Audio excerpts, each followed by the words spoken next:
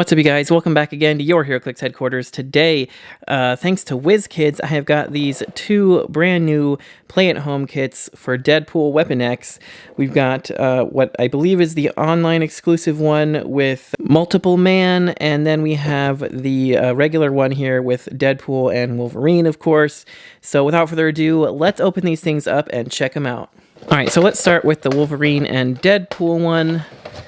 And as you can see here, it does come with, they're just the same common sculpts for the Deadpool and the Wolverine.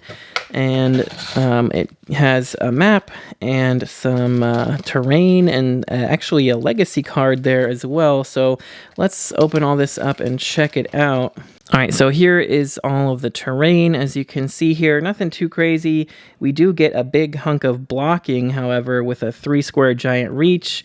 That's pretty cool, but only a +1 damage on that one is a little meh. We have +2 damage on the littler pieces. Then you've got some hindering terrain here, as well as some water, which is really neat.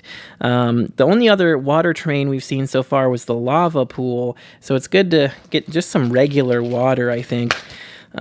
But let's take a look at the map and the cards. So the first map we have here is the Weapon X Lab Indoor, which has a lot of elevated and hindering around and a big tank of water in the middle, which I'll put a picture of it on screen for you guys because I can't fit it all on my camera right now. But then the other side we have the Sentinel Factory Indoor, which this one I do remember. I think it was either in the X-Men animated series set, or it was possibly right around that time with the Wolverine versus Cyclops Regenesis event. I think that's where that map originally came from. But those are two really cool maps. Now let's take a look here first at Wolverine, who has the X-Force, X-Men, and martial artist keywords, as well as the X-Men team ability. Coming in at 75 or 50 points. Has the family bonding trait that a lot of the commons and uncommons and stuff have, that when a friendly character uses Blades, Claws, Fangs and rolls a 3 or less after resolutions, a friendly character with a family bonding trait may make an attack. So that's really awesome. I mean, just for himself, that's really good. If you actually have a bunch of the family bonding trait characters on the map, then, you know, you got a lot of potential people to make an attack with. He's got healing factor that at the beginning of your turn, you may heal him 1 click. A classic Wolverine trait to have. Now, he starts with either Flurry, Blades, Toughness, and Exploit, or Stealth, Precision, Toughness, and Outwit. I think either way, you're going to want to slap a motorcycle on this guy for some charge. But I think both point lines are pretty good, you know, either Flurry Blades Exploit or the Stealth, Outwit, and Precision are all good combos there. So yeah, taking a look here at Deadpool. He has the Deadpool Corpse, Assassin, Martial Artist, and Spy keywords. He has the Team Player team ability, so he's a wild card. Then he's got a trait that at the beginning of the game, for all friendly characters with this trait, give a mark token to an opposing character. When Deadpool KOs an opposing character with a mark token, score 25 victory points and heal Deadpool 3 clicks. That's pretty interesting. So it's kind of like the, you know, the target token, but it's a mark token. And you do get an extra 25 points, but you also get to heal him 3 clicks. So that's pretty interesting. It just kind of sucks that it doesn't work with all the other target trait mechanics. But otherwise, it's pretty good. Improved targeting, can make range attacks while adjacent. He's got Running Shot, 5 range double target with a 12 attack. Super Senses and Perplex.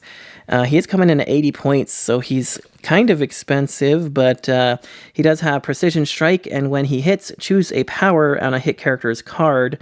That character can't use that power until your next turn.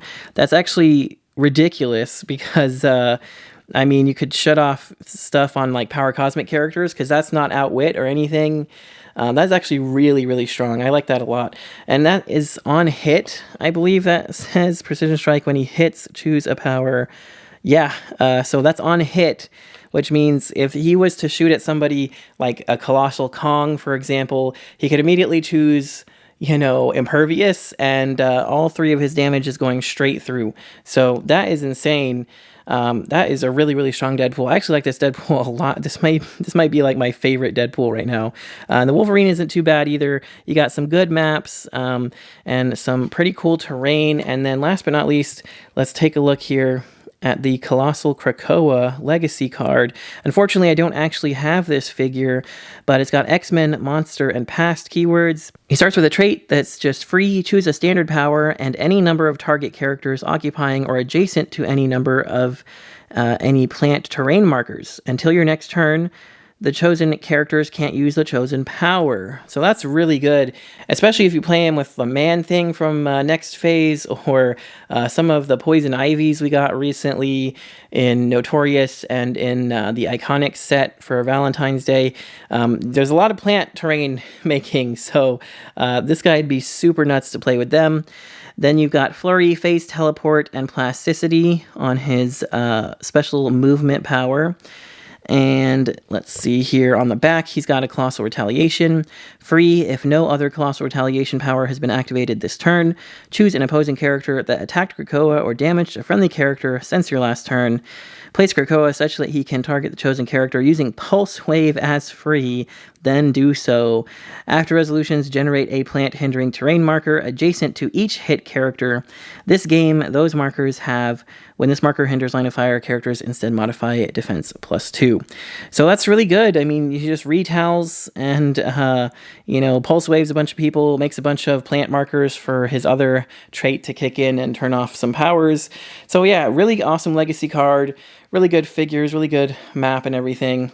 This is maybe overall one of my favorite play-at-home kits to date. This one is really good.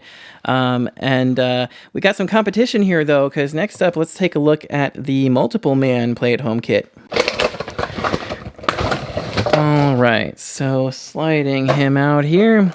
Again, this is the same Multiple Man figure that is, I believe, a common in the actual set. And it looks like he's unique, actually, so he must do something pretty interesting. So let's try to take a look here at these maps. Oh, and there goes the cards. So again, I will try to take a quick picture of the maps for you, but we got Canadian Wilderness Outdoor, which has just a bunch of elevated on the edges, as well as a little house with some elevated in the middle. There's a few random rocks for blocking and bushes for hindering, and a little bit of water here and there, a little stream. So pretty cool map. And then on the opposite side, we have the Savage Land Outdoor, which has a lot of water going through it. A little, river or something running through there. Some trees with some hindering, a little patch of elevated. And there's another little patch of elevated over in the corner that doesn't seem to have any ladders going up to it, which is interesting. And there's some splotches in the middle of the water where there is not water terrain. So it's like a bridge or something, I guess, going through there maybe. I don't know. But very cool maps. And very nice that there's no repeats between the other play-at-home kit as well. All right, but for the terrain here, we get a couple blocks of hindering, and which are really easy to destroy. Only 1 damage needed to destroy those. We get another one of these hinderings that looks the same as one of the ones we got with the Wolverine and Deadpool. A couple blocking terrains. And we get another big chunk of elevated, which I love to see. And unfortunately, only +1 damage, but the 3-square giant reach is great. And, these big hunks of elevated are always super fun to throw on the map. So yeah, these are some pretty decent terrain here as well. But let's take a look here at Multiple Man. He has X-Men and Police team abilities. He's got X-Factor, X-Men, Detective, Police, Scientist, and Spy keywords. Great selection of keywords there. He's got Power, Generate a Multiple Man Bystander. When Multiple Man takes damage from an opponent's attack after resolutions, generate a Multiple Man Bystander. For each click of damage taken, protected Pulse Wave. Wow. So every time he gets hit, he could generate a bunch of them potentially. Coming in at 50 points, just stealth and willpower up top. And let's see here. He does have another trait where he has Power, choose an action type, actions of the chosen type given to friendly characters named Multiple Man don't count against your action total this turn. That's really good. So they could all take a close action or something like that. Or a move action. They could all move up. But then he also has a special damage power he starts with, which gives him Perplex, but only to target himself. And when Multiple Man uses it after resolutions, modify the chosen combat value on all friendly characters named Multiple Man by +1 until your next turn. It kind of sucks, though, that he only has that on click number 1 because you kind of just have to rely on that power to generate some of these dudes. But I guess you could play some other multiple mans, you know, like the common one in the set, I think is like 5 points or 10 points for like an empower. And they can make more of themselves from the KO area or something. So, I mean, yeah, just run a bunch of the multiple mans. They do have 9 attack with precision. So, yeah, again, if he does the thing where their action totals don't count, their action types don't count against your action total, they could just all be close attacking, make like a million close attacks, just trying to hit with that 9. But yeah, not too bad. He does get some charge and empower there later as well, so pretty cool. And then we have Hit Monkey Legacy card. And he's got the animal and assassin keywords, and he has a target trait at the beginning of the game for all friendly characters with this trait. Give a target token to an opposing character, and for all characters with this trait, when a friendly character with the assassin keyword KOs an opposing character with a target token, score 25 victory points. So yeah, it's the same as all the other target traits we've seen before. Very cool. Then you have Hit Monkey modifies attack and damage +1 when attacking one or more characters with the assassin keyword. If a target also has a trait named the target, he modifies attack by an additional +1. Not too bad. Only 30 points. He has a special movement power that gives him running shot, sidestep, and stealth. He's got 10 attack precision, 17 super senses, 2 damage, and tiny size. Improved movement elevated as well. So yeah, all around, a really, really solid figure for 30 points. And yeah, not too shabby at all. If I'm going to be brutally honest, you guys, because I do like to kind of compare and contrast the different play-at-home kits, I think this time I have to give it to the Deadpool and Wolverine kit. I just feel like there's a lot more value there in the fact that it gives you 2 figures. But they both have good maps. They both have, you know, some good terrain. They both have a good legacy card.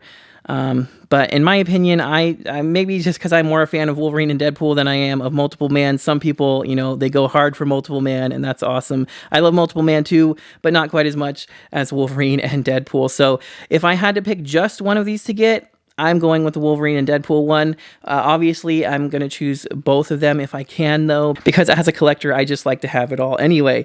But yeah, these are both great kits. Let me know what you guys think about them in the comments below. If you enjoyed the video, don't forget to smash that like button, and don't forget to click that subscribe button so you don't miss any future videos. But if you'd like to help support the channel even more, check the links in the description for the Patreon, or hit that join button down there for the YouTube memberships. Either way, for as little as $1 a month, you get entered into my monthly giveaways and see your name here in the credits with all these other awesome people.